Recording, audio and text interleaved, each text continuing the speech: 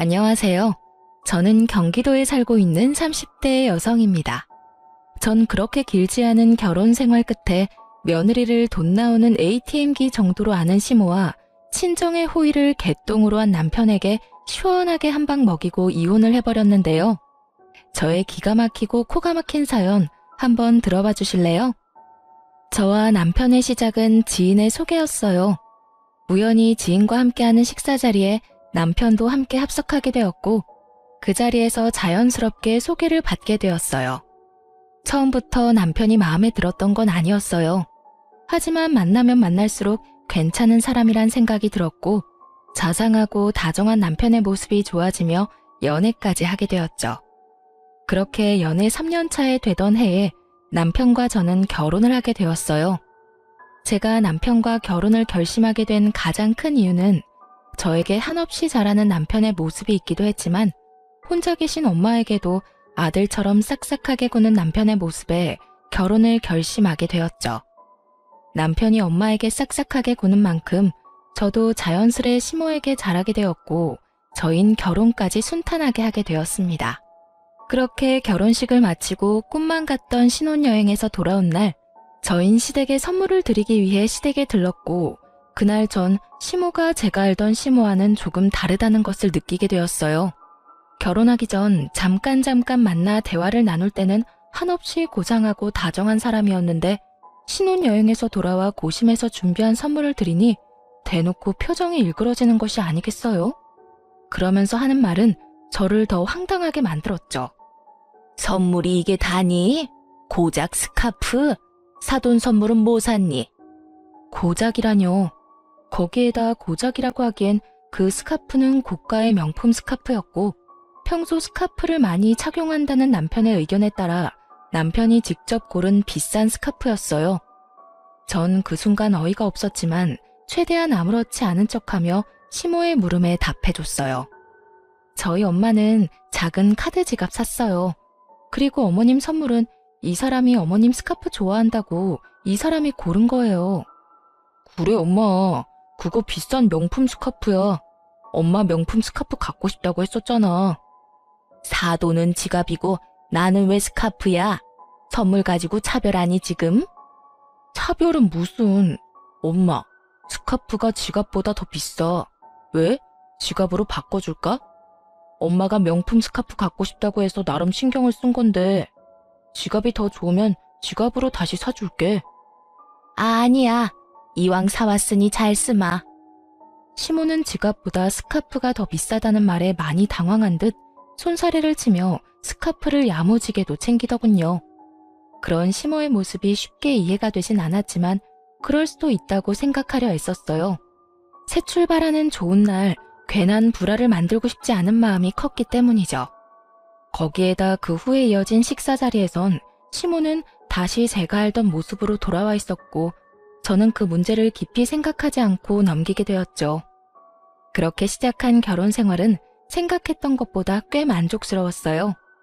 남편은 다정했고 시모는 저희의 생활에 무관심에 가까웠기에 가정에 불화가 생길 일이 전혀 없는 정도였습니다. 하지만 명절이라든지 생신날이 되면 시모가 과하게 용돈을 요구한다는 느낌을 지울 수가 없었어요. 그래도 좋은 게 좋은 거라고 형편껏 다 맞춰드리려고 노력했는데 생일을 얼마 앞둔 어느 날 시모가 전화로 이런 말을 하더라고요. 예, 옆집 며느리는 생일 때 갖고 싶은 거 마음껏 사라고 아예 카드를 줬다고 하더라. 얼마나 자랑하는지. 내 생일 얼마 안 남은 거 알지? 뭐 부담 주려는 건 아닌데 그냥 그렇다고. 이 정도면 그냥 무조건 카드를 내놓으라는 말과 다름이 없었고 저는 머리가 지끈하고 아파져 오더군요. 시모는 이런 말을 꼭 저에게만 했고 그렇다고 해서 명절 때 제가 드린 용돈이 적지 않은데 이번엔 아예 카드를 대놓고 요구하니 곤란한 건 사실이었어요. 1년에 한 번뿐인 생일날 카드 정도야 줄 수 있다고 생각하시는 분들도 계실 텐데 제가 그때까지 경험한 시모는 카드를 줬다간 카드를 준 제 손목을 분질러버리고 싶을 정도로 생각 없이 쓸 것이 분명했기에 선뜻 손이 나가지 않더군요. 특히나 제 돈에 대해서는 경제관념이 아예 없는 사람처럼 군 적이 한두 번이 아니었기에 그 고민은 더욱 컸어요. 그래서 전 결국 남편과 상의하기로 했죠. 여보, 곧 어머님 생신인 거 알지? 왜? 갖고 싶은 거 있으시대? 그게 옆집 아줌마네 며느리가 생일 선물로 갖고 싶은 거 사라고 카드를 줬다고 하시더라고. 들어보니 어머님도 카드 받고 싶으신가 봐. 어떻게 하지? 그래? 어떻게 하긴 뭘 어떻게 해. 그냥 통 크게 카드 드려. 남편은 대수롭지 않게 말했고 전 그런 남편의 말에 참 어이가 없더라고요. 뭐? 아무리 그래도 카드를 어떻게 드려. 아무리 그래도 그건 좀 아닌 것 같아. 그깟 카드 좀 주면 어디가 덧나? 큰일이라도 난대? 우리 엄마 그렇게 생각 없는 사람 아니야. 아마 옆집 아줌마가 카드 받았다고 하니 본인도 며느리한테 카드 받았다고 자랑하고 싶어서 그러는 거지.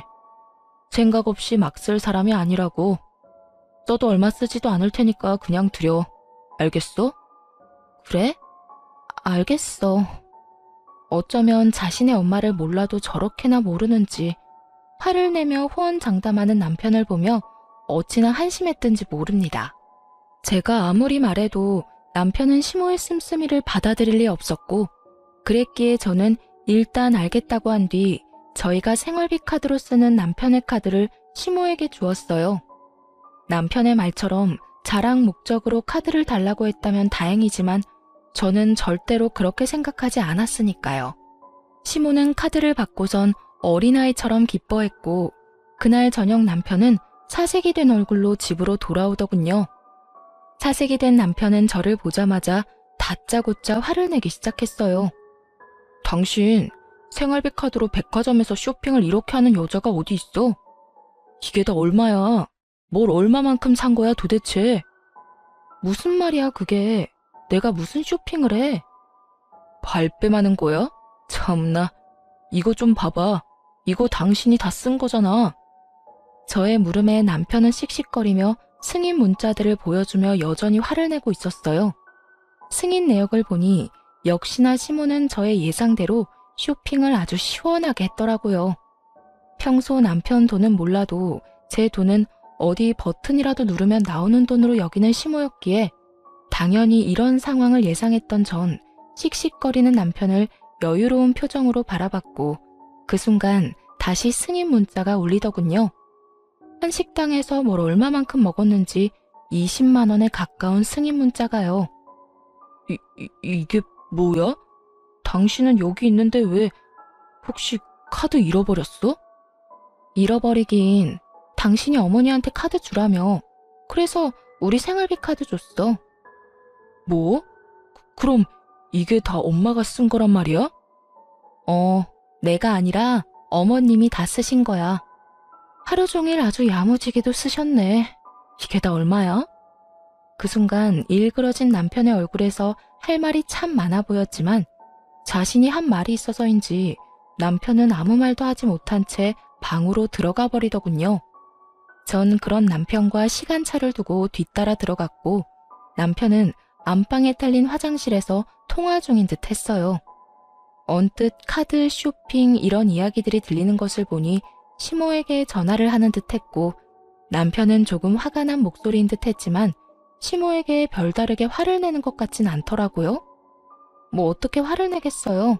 자기 엄마가 생일날 며느리 카드인 줄 알고 신나게 쇼핑했는데 그거 가지고 크게 화를 내기에도 모호한 상황이니 그저 속만 끓을 뿐이었겠죠. 그렇게 통화를 끝낸 남편은 잠이 들 때까지 말 한마디 걸지 않았고 저 역시 그런 남편을 그냥 내버려 두었어요. 다음날 회사에 출근해서 일을 하고 있으니 화가 잔뜩 난 시모에게서 전화가 오더군요. 얘, 너 진짜 애가 왜 그러니?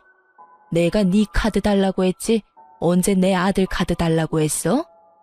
아, 그거요. 어머님이 저번에 카드 달라고 한 거 그 애한테 말했더니 형식상 옆집에 자랑하고 싶어서 카드를 달라고 했을 거다. 절대로 생각 없이 막 쓰실 분이 아니다. 라고 하길래요. 그렇다면 아무 카드나 상관없다 싶어서 생활비 카드로 드린 건데 무슨 문제가 있나요? 아무것도 모르는 척 낭창하게 답하는 제 대답에 시모는 할 말을 잃은 듯 거친 숨소리만 들리더군요. 저는 거기에서 멈추지 않고 정말로 아무것도 몰라서 묻는다는 듯 말을 이어나갔어요. 설마 어머님 막 쓰신 건 아니죠? 그이가 어머님은 그렇게 몰상식하게 자식들 카드로 사치 부리는 사람이 절대 아니라고 저한테 호언장담했거든요. 그럴 리가 있니? 그냥 물어본 거다. 보니까 우리 아들 카드길래 그냥 물어본 거야. 아, 그러셨어요? 그래서 어머님도 옆집 아주머니께 자랑 좀 하셨어요? 그래. 아주 실컷 자랑했어. 그럼 끊으마. 시모는 짜증 가득한 목소리로 전화를 끊어버렸고, 이로써 저는 시모가 제 생각과는 전혀 다른 사람이란 걸 확실하게 알게 되며 시모와 거리를 두며 지내게 되었어요. 시모와 거리를 두고 지내니 남편과의 관계도 나빠질 일이 없었고 나름 화목한 하루하루를 보내고 있었죠. 그러던 어느 날 전 하루 연차를 내고 친정에서 시간을 보내기로 했고 엄마와 밥도 먹고 오랜만에 휴식을 취하며 엄마가 휴대전화에 깔아달라고 했던 앱들을 깔고 있었어요. 그런데 그때 입금 알림이 울렸고 그 순간 제 두 눈을 의심하고 말았죠. 남편 이름으로 입금된 금액 5만 원. 참 경악스럽더라고요. 그 당시 저와 남편은 매달은 부담스러워 드리지 못하고 3개월에 한 번씩 양가 부모님께 용돈을 드리고 있었어요. 친정은 남편이, 시댁은 제가 드리고 있었는데 암묵적으로 정해진 금액이 30만 원에서 50만 원이었던 터라 저는 그렇게 드리고 있었는데 남편은 달랑 5만 원이라니 황당할 수밖에요. 전 그 자리에서 그간 입금 알림 문자들을 살펴보았고 남편 역시 처음엔 저와 비슷하게 보내다가 지난 1년 가까이는 5만 원을 보냈더군요. 5만 원이라니 저희 엄마를 무시하는 것도 정도가 있지. 이 정도면 그냥 보내지 않는 것이 더 낫지 않나요? 아무리 형편에 맞게 드리는 용돈으로 성의 표시라도 한다는 것이라지만 몇 달 뒤에 있는 자기 부모님 결혼기념일 기념으로 해외여행을 보내드린다고 큰돈을 들여 비행기 티켓부터 숙소까지 예약했다는 것을 뻔히 아는 상황이라 더욱 화가 나더군요. 전 괜히 엄마까지 신경 쓰이게 하고 싶지 않아 아무런 티를 내지 않고 시간을 보내다 집으로 돌아왔어요. 부글부글 끓는 마음을 안고 남편을 기다렸죠. 퇴근한 남편이 돌아오자 저는 현관문에서부터 남편에게 따져 물었죠.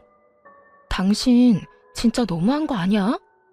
다짜고짜 너무하다니 무슨 말이야? 알아들을 수 있게 말해줘야지. 나 다 알고 있어. 당신 근 1년 동안 우리 엄마한테 용돈 5만 원씩 보냈더라. 우리 엄마가 거지야? 5만 원이 없을까봐? 그럴 거면 차라리 보내지 말았어야지. 난 매번 당신 집에 적을 땐 30만 원, 많을 땐 50만 원씩 드리는 거 뻔히 알면서 뭐 5만 원? 지금 장난해? 우리 집이 그렇게나 만만하게 보였어? 애초에 양갓집에 3달에 한 번씩 용돈 주자는 사람도 당신이었잖아. 이러려고 용돈 주자고 했어? 아니 그게 아니라 당신도 알잖아. 우리 엄마가 그때 생활비 카드로 쇼핑도 가하게 하기도 했고 이번에 부모님 결혼기념일에 여행 보내드린다고 돈도 많이 쓰기도 해서 여유가 없었어. 그걸 말이라고 해? 그럴 거면 아예 보내질 말든가 나한테 말하든가 했어야지. 애들 용돈 주는 것도 아니고 3달에 한 번, 그것도 당신이 그렇게 하자고 해서 드리는 용돈인데 그걸 딸랑 5만 원을 보내는 게 말이 된다고 생각해? 그리고 당신이 5만 원씩 보내기 시작한 게 1년이 다 돼가던데 그걸 변명이라고 하고 있는 거야? 지난 1년 동안 그렇게 힘든데 최근에 당신 부모님 해외여행 보내드릴 생각은 어떻게 했어? 다 말이 안 되잖아. 미안해. 이리저리 좀 힘들어서 그랬어. 내가 힘들다고 안 보내기엔 장모님이 기다릴 것 같아서. 그래도 5만 원은 아니었는데 미안해. 한 가지 확실하게 말할 수 있는 건 장모님을 무시한다거나 그런 건 전혀 아니었어. 난 장모님도 아무 말씀 안 하시니까 지레심작으로 괜찮으신가 보다 하고 안일하게 생각했어. 정말 미안. 그런데 어떻게 알았어? 혹시 장모님이 말씀하셨어? 우리 엄마가 그런 말을 했겠어? 그런 말을 할 거였으면 당신이 5만 원도 용돈이라고 처음 보냈을 때 당장 말했었겠지. 내가 오늘 친정 가서 엄마 휴대전화 정리해주다가 봤어. 진짜 엄마 볼 면목이 없어서. 어쨌든 당신한테 정말 실망이야. 남편은 다시 한번 절대 친정을 무시하려고 했던 행동이 아니라며 싹싹 빌었지만 저는 이미 마음이 상할 대로 상해버렸고 죄인 얼굴을 하고 비는 남편에게 이렇게 말했어요. 다 됐고 앞으로 각자 집은 각자 알아서 챙기자. 생신, 명절, 어버이날 그게 뭐든 다. 각자 집은 각자 알아서 챙기자는 말이야. 그리고 당신 한 번만 더 우리 엄마한테 이딴 식으로 대했다간 나 가만히 안 있을 테니까 그런 줄 알아. 알겠어. 정말 미안해. 남편은 그날 이후 저와 엄마에게 다시 잘하려는 모습을 보였고 전 그런 남편을 보며 이렇게 이혼하는 건 아니라는 생각에 마지막이라는 심정으로 남편을 받아들이려고 노력했어요. 그렇게 시간은 흘러 다시 용돈을 드리는 날이 다가오고 전 남편에게 통보했듯이 시댁이 아닌 친정으로 용돈을 붙여드렸어요. 하지만 이런 저와는 달리 남편은 시댁에 용돈을 주지 않은 듯했고 시모에게서 전화가 왔더라고요. 예, 너 왜 이번 달에는 용돈 안 주니? 혹시 잊었니? 넌 나이도 젊은 애가 그런 걸 잊고 그러니? 나 오늘 돈 쓸 때 있으니까 얼른 붙여주려무나. 제가 무슨 시모에게 돈 빌린 빚쟁이도 아니고 용돈 달라는 사람이 얼마나 당당한지 참 기가 다 막히더군요. 어머님, 이제부터 각자 집 용돈은 각자 챙기기로 했어요. 그러니까 그렇게 급하면 그이한테 전화해보세요. 뭐? 그런 게 어디에 있니? 매번 네가 줬으면 계속 네가 줘야지. 왜 내 아들한테 주라고 그러니? 그러지 말고 그냥 네가 줘. 괜히 바쁜 애한테 그런 거 시키지 말고. 알겠니? 언제나 늘 그렇듯 돈만 연관되었다 하면 시모는 독불장군처럼 대화가 통하지 않았고 전 그런 시모를 잘 알기에 일단 알겠다는 말과 함께 전화를 끊고 돈을 붙여주었어요. 남편이 그랬듯이 딱 5만 원을요. 돈을 입금하고 얼마 지나지 않아 시모에게서 득달같이 전화가 다시 오더군요. 너 지금 5만 원 붙인 거니? 나랑 지금 장난해? 오냐 오냐 해줬더니 시험이 무서운 줄 모르고 날 무시해도 유분수지. 어디서 5만 원을 보내 5만 원을? 내가 무슨 거지인 줄 알아? 그러게요. 저도 잘나신 어머님 아들이 저희 엄마한테 근 1년 동안 딸랑 5만 원씩 보내길래 무시해서 그런 줄 알았더니 그건 아니라고 하더라고요.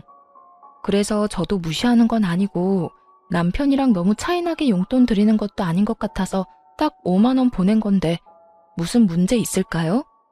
어쨌든 이번 달부터 각자 집은 각자 챙기기로 해서 제가 굳이 들을 필요는 없지만 어머님이 당장 내놓으라고 이리 성하니 제가 인심 써서 드리는 용돈이에요.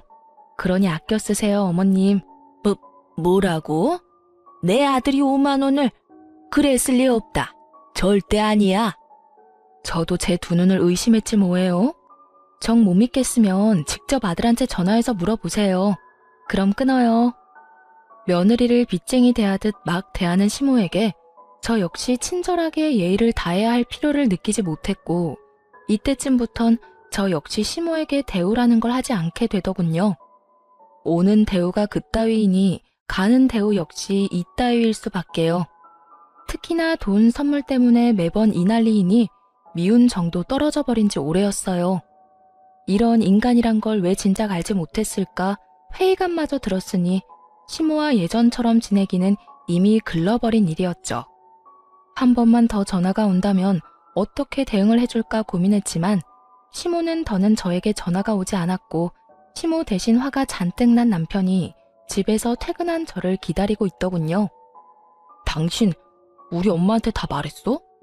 내가 장모님 용돈 5만 원 드렸던 거 다 말했냐고. 왜? 왜? 지금 그게 할 말이야? 그런 걸 왜 말해? 우리 엄마 당신 때문에 해외여행도 안 간대. 내가 그렇게까지 힘든 줄은 몰랐다고.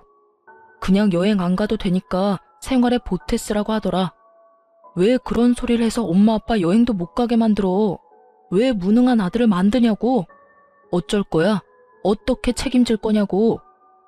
지금 나한테 책임을 묻는 거야? 정신 차려라 제발. 당신은 내가 시간이 남아도는 사람처럼 보이니? 내가 시간이 남아돌다 못해 심심해 미치기 직전이라 어머니한테 전화까지 해서 어머님 잘난 아들이 우리 엄마한테 용돈이랍시고 5만 원씩 주고 있었더라 하고 미주알 고주알 다 말하고 다녔을까봐? 그럼 엄마가 어떻게 한 거야? 어떻게 알았겠어. 상황이 머리에 안 그려지니? 그 대단하신 당신 엄마가 나한테 오늘 전화 왔더라. 용돈 내놓으라고. 난 무슨 어머니한테 빚이라도 진 줄 알았어. 고함 지르는 것도 모자라서 욕까지 하면서 돈 내놓으라고 하는데 내가 참 할 말이 없더라고. 그래서 5만 원 보내드렸더니 더 난리 부리시던데. 그래서 다 말해드린 거야. 해외여행? 참나 진짜. 그냥 잘 됐다고 생각해. 그렇지 않아도 그 여행 예약 때문에 금전적인 타격도 컸을 텐데 다 취소하고 그 돈으로 용돈이나 더 챙겨드려. 아까 어머님이 오늘 꼭 쓸 데 있다고 돈 빨리 달라고 하던데. 아무리 그런 상황이라도 꼭 그런 말까지 해야 했어? 그리고 그런 상황이면 나한테 말해서 용돈 드리라고 하면 되지. 꼭 나한테 복수하는 사람처럼 겨우 5만 원을 붙여줬어야 해? 당신 정말 너무한 거 아니야? 너무한 사람이 누군데. 회사에서 일하는 시간인 거 뻔히 알면서 전화해서 돈 맡겨놓은 것처럼 돈 내놓으라고 욕하는 건 안심해? 아니, 어머님은 내가 돈 나오는 기계도 아니고 왜 매번 당신 돈은 그렇게나 아까워하면서 내 돈은 당연한 거라고 생각하시는 거야? 그 생각 자체가 너무한다고 생각 안 해? 전 그간 쌓였던 말을 뱉어냈고 그런 저를 보던 남편은 씩씩거리며 집을 나가버리더군요. 그렇게 집을 나가버린 남편은 새벽까지 돌아오지 않았고 늦은 새벽 다른 사람도 아닌 엄마에게서 전화가 걸려왔어요. 저는 걱정스러운 마음에 전화를 받았고 엄마는 다급한 목소리로 집으로 빨리 오라고 하더군요. 남편이 지금 친정에 왔다면서요. 희정아, 너 지금 빨리 집으로 좀 와. 엄마, 왜? 무슨 일 있어? 이 새벽에 무슨 일이야? 그게 정서방이 지금 여기에 왔어. 보기엔 술 많이 먹은 것 같은데 엄마 혼자서는 감당이 안 돼. 뭐? 정서방이? 그래, 보니까 많이 속상한 일이 있었는 것 같은데 빨리 와서 데리고 가려무나. 수학이 넘어 엄마의 다급한 목소리와 함께 잔뜩 취한 남편의 목소리가 들려오는데 정말 이게 무슨 일인가 싶더군요. 전 서둘러 친정으로 갔고 현관문을 열고 마주한 장면은 정말 최악 중의 최악, 가관 중에 그런 가관도 없더군요.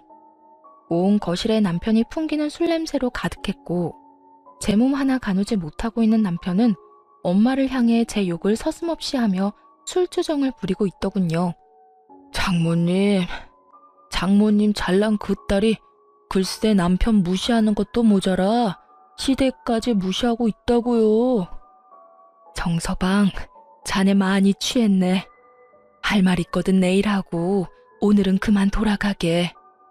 네, 저 취했습니다. 술 좀 먹었어요. 제가 왜 이렇게 술 먹었는지 아세요? 글쎄, 오늘 우리 엄마한테 5만 원을 보냈다네요. 어쩌면 그럴 수가 있냐고요. 제가 5만 원 보냈다고 자기도 5만 원 보냈대요, 글쎄. 이게 말이나 되나요? 친정이랑 시댁이 같냐고요. 저 여자 아주 몹쓸 여자예요. 남편의 주정이 계속되는 사이 엄마는 머리를 부여잡으며 곤란해했고 전 할 수만 있다면 남편의 입을 찢어버리고 싶을 정도로 화가 끓어오르고 있었어요. 그야말로 남편이 개가 된 모습을 보는데 전 어떤 말도 섞고 싶지 않더라고요. 생각 같아선 버리고 집으로 돌아오고 싶었지만 그럴 순 없는 노릇이기에 끊임없이 주정을 늘어놓는 남편을 끌고 집으로 돌아왔어요. 그 후 남편과는 말도 섞지 않으며 이혼하기로 결심을 굳혀가고 있었어요. 다음 날 술이 깬 남편은 저에게 어떤 사과의 말도 하지 않더라고요. 물론 친정에도 찾아가서 빌기는커녕 연락조차 하지 않은 듯했고 전 굳이 그런 인간을 붙잡고 당장 사과하라고 말하기도 싫어서 아무 말도 하지 않고 있었어요. 건성건성 시켜서 하는 사과 해봤자 뭐하며 받아봤자 뭐하겠어요? 반성도 없고 변하는 것도 없을 텐데요. 그렇게 저흰 돌이킬 수 없는 관계가 되어가고 있었습니다. 그러는 와중 시모의 생일은 다시 다가왔고 시모에게 전화가 왔더군요. 아가, 조금 있으면 내 생일인 건 알지? 네, 잘 알고 있어요. 그러면 다행이고, 이번 생일 땐 선물이나 용돈은 됐고 생일상 좀 차리거라. 집에서 친한 지인들 불러서 간단하게 밥이나 함께하고 넘어가려고. 이번 주 주말에 한 10명 정도 오기로 했으니까 그런 줄 알고, 좋아하는 음식들이 다 다르니까 꼭 챙겨야 하는 음식은 따로 문자로 보내주마. 아, 간단하게 10명이요? 이번 주말이고요. 그래. 그리고 생일 선물이나 용돈은 필요 없긴 하지만 정 네가 챙기고 싶으면 챙겨도 되니까 그렇게 알고. 그러면 주말에 보자. 이쯤 되니 화도 나지 않았고 어쩜 저런 생각을 다 해낼까 싶어 아낌없는 찬사마저 나오더군요. 제가 전화를 끊고 헛웃음을 뱉어내고 있으니 그런 저를 보던 남편이 무슨 일이냐고 물어왔고 전 남편에게 알려주었어요. 왜? 무슨 일이길래 그렇게 웃어? 우리 엄마 아니야? 맞아. 곧 어머님 생신이잖아. 이번엔 간단하게 지인분들 불러서 생신하고 싶다네. 간단하게 한 10명 부를 테니까 와서 상 차리라고. 10명이 간단하게가 맞는 거야? 당신 생각은 어때? 생신상? 그게 왜? 그리고 10명이면 간단한 거지. 옛날에는 동네 잔치도 하고 그랬어. 그 정도는 며느리로서 당연히 해야 할 도리 아니야? 이런니 저런니 군말하지 말고 생신상이나 제대로 준비해. 엄마 친구분들도 많이 오신다고 하니까 엄마 망신당하지 않게 제대로 솜씨 발휘해보란 말이야. 언제는 자기 부모 생신인데 왜 저보고 그런 고생을 하냐며 자기 부모 생신 땐 자신이 미역국부터 해서 다 준비할 테니 신경도 쓰지 말라던 남편은 어느새 저런 골빈말이나 뱉어내는 놈으로 변해 있더군요. 기대를 한 것은 아니었는데 이렇게 변해버린 남편을 직면하고 나니 더는 이런 남자와 함께 살 이유가 없다는 생각이 들더군요. 그깟 생일상 충분히 차려드릴 수 있는 일이었지만 이때까지 일어난 일들로 인해 충분히 시댁과 남편에게 실망했고 무엇보다 이혼을 고민하는 와중이었잖아요. 친정에서 그런 잘못까지 저질러 놓고서도 관계의 개선을 위해 전혀 노력하지도 않는 남편을 보며 저 역시 가정을 지키는 것을 포기한 것이었죠. 그렇게 이혼을 결심하는 그 순간에도 시모는 눈치도 없이 생일상에 꼭 올려야 할 음식들을 문자로 보내오고 있었고 전 이렇게까지 하는 시모를 보며 이혼 통보의 날을 시모의 생일로 정하게 되었습니다.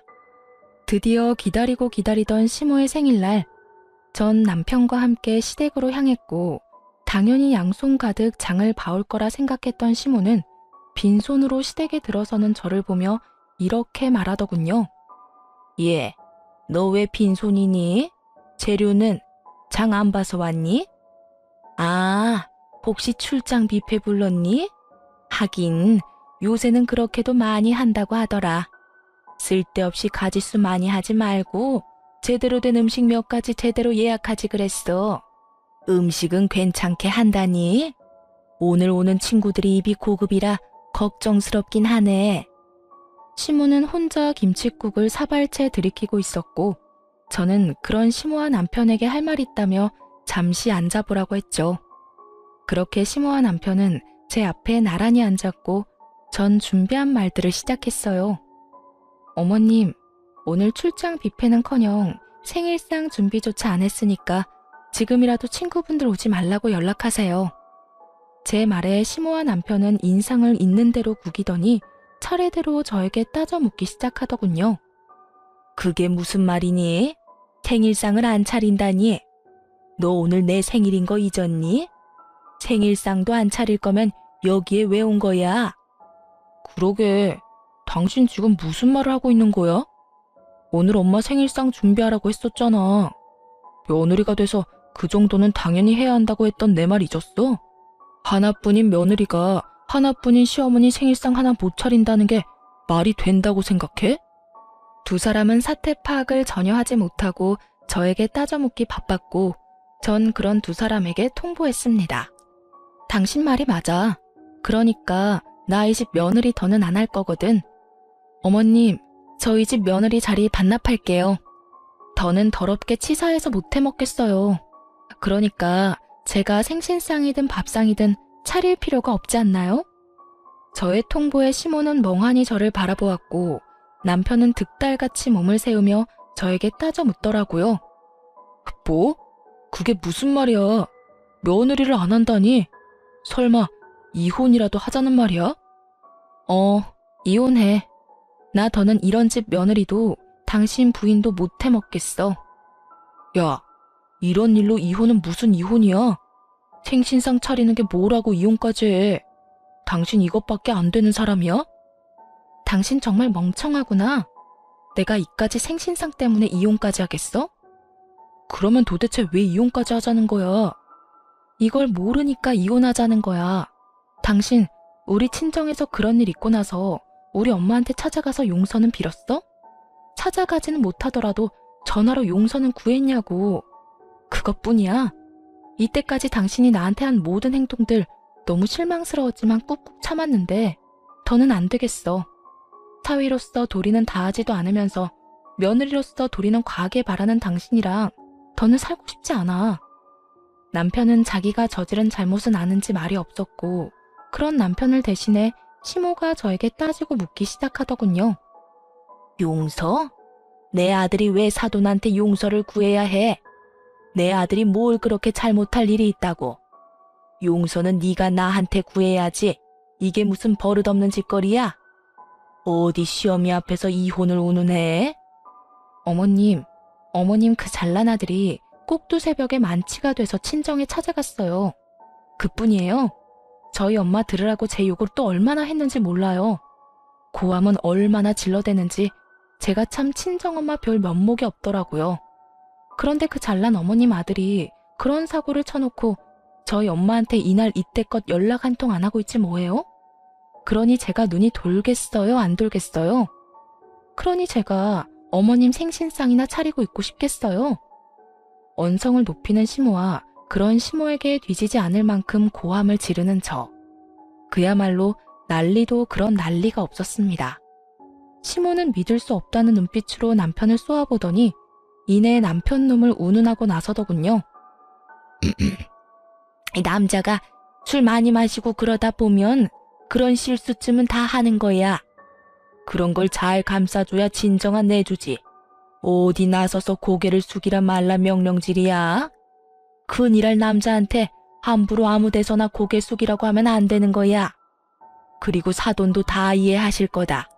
아무렴 사위는 백년 손님인데 이해하고 말고. 정말 그 입에서 뱉어지는 한마디 한마디가 뭐 같아 말을 섞고 싶지도 않더군요. 저는 그런 시모에게 비웃음과 함께 이렇게 말해주었습니다. 어머님은 그렇게 잘 생각하시고요. 전 전혀 그렇게 생각하지 않으니 이혼하겠습니다. 제가 이혼하고 어머님 아들 다시 그 잘나신 품에 돌려드릴 테니 이혼하거든 앞으로도 쭉 그런 아들로 그렇게 잘 키워보세요. 아마 그런 식으론 제 혼은 죽었다 깨도 힘들 테니 쭉 끼고 한평생 잘 사시면 돼요. 이 인연이 말이면 단줄 아나 어디서 그딴 막말을 해? 막말은 무슨? 진심인데요. 잘 생각해보세요. 재혼을 한다 한들 어떤 여자가 버티고 살겠어요? 그러니까 저처럼 남의 집 귀한 자식 인생 망치지 말고 그냥 어머님 품에 쭉 끼고 사세요. 시모는 제 말에 화가 잔뜩 났는지 몸을 부들부들 떨며 제 뺨을 때려버리더군요. 한 대 맞을 각오는 했던 터라 놀랍지도 않더군요. 저는 시모에게 맞자마자 놀란 눈으로 상황을 지켜보는 남편에게 다가갔고 그대로 남편의 뺨을 때려버렸어요. 제가 남편의 뺨을 있는 힘껏 때려버리자 시모는 악소리를 지르며 저에게 달려들더군요. 내 인연! 어디서 내 아들을 때려? 네가 뭔데? 니까짓 게 뭔데 내 눈앞에서 내 아들을 때려? 오늘이 네 제삿날인 줄 알아. 내가 더 가만히 둘 것 같아? 전 악다구니를 쓰며 달려드는 시모의 팔을 붙잡아 내팽개치며 이렇게 말했어요. 제가 한 대 맞아들이니까 힘으로 저를 이길 수 있을 거라고 생각했어요? 예의상 한 대 맞아들인 거고 더는 남아있는 예의가 없어요. 그러니까 다신 제 몸에 손대지 마세요. 시모는 남편의 옆으로 고꾸라졌고 전 그런 두 사람에게 이렇게 말했어요. 이젠 정말 이혼밖에 없어. 그러니까 조용히 이혼해. 구질구질하게 굴지 말고. 저를 죽일 듯이 노려보는 시모와 망연자실한 남편 놈을 뒤로 한 채 저는 현관문을 열었고 현관문 앞은 언제 온 것인지 시모의 친구들이 줄지어 현관에 귀를 대고 있더군요. 언제 온 것인지 확실히 알 순 없었지만 한 가지 확실히 알겠는 건 저희의 다툼을 모두 들었다는 것이었어요.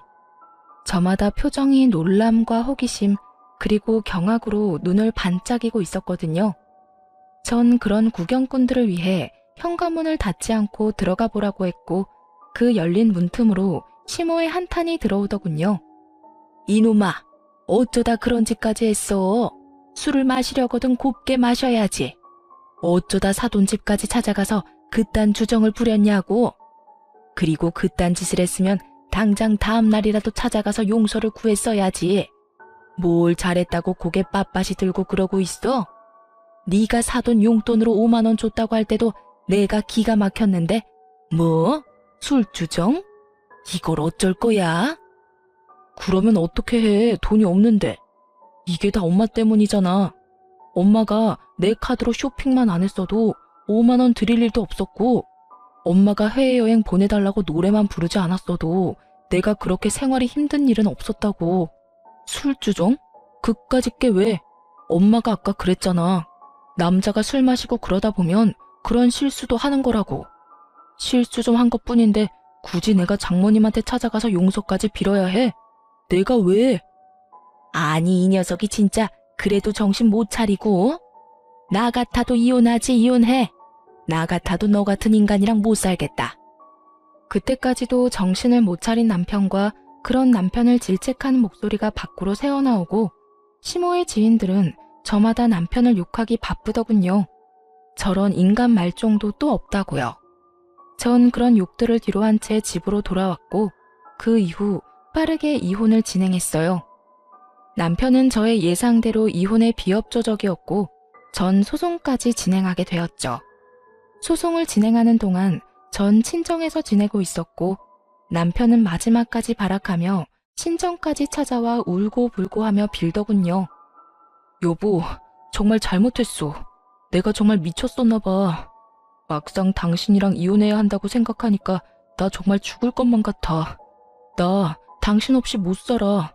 그러니까 사람 하나 살리는 셈 치고 한 번만 용서해주면 안 될까? 어쩌지? 난 당신이랑 살면 죽을 것 같은데? 여보, 내가 진짜 잘할게. 정말이야. 내가 이렇게 빌잖아. 진작 좀 잘하지 그랬어. 이제 와서 이래봤자 소용없으니까 그만하고 돌아가. 단호한 저의 태도에 남편은 도저히 안 되겠다 싶었는지 엄마 다리를 붙잡고 늘어지더군요.